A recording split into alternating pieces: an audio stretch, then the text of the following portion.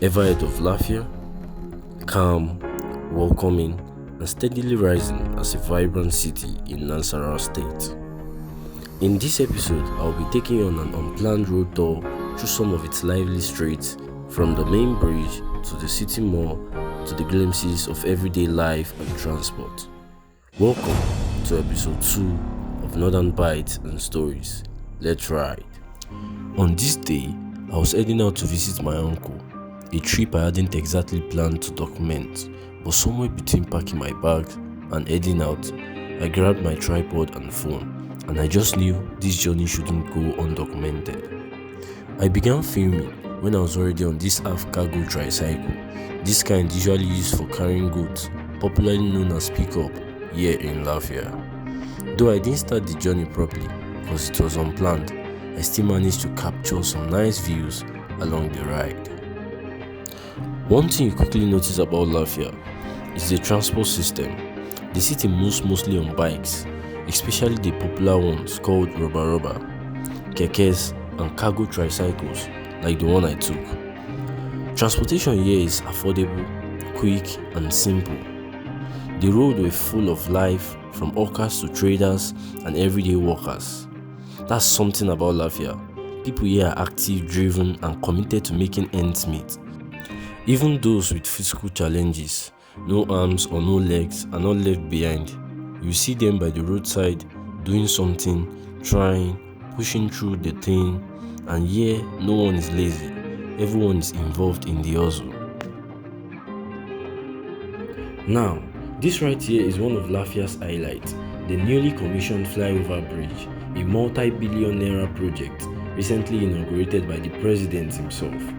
It's not just a bridge, it's a symbol of growth and possibilities. Lafia is growing.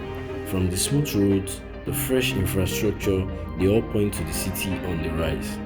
It's fast becoming a major part of Nasarawa State's success story.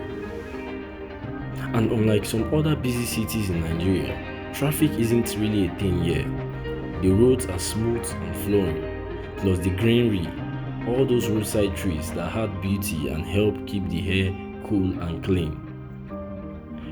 Crossing the bridge brings you into the main town, the more developed part of Lafia. You will find banks and even the biggest shopping complex in town, which is the Lafia City Mall, and other exciting landmarks and commercial spots. As I got closer to my uncle's area, I switched from a cargo tricycle to a keke. Along the way, we passed Lafia's main park, the garage, where travelers board vehicles out of town. The major ride used here is a vehicle called Sharon, a compact van similar to Sienna. At the park, you see them loading up with men assisting passengers, not just for pay, but as part of the work culture and flow of things here. We passed notable spots from the Central Bank of Nigeria here in Lafia to the Polytechnic and the College of Agriculture, Science and Technology. This right there is a beautiful landmark and signpost welcoming you to Lafia in both English and Hausa. It gave me chills, that feeling of truly arriving somewhere.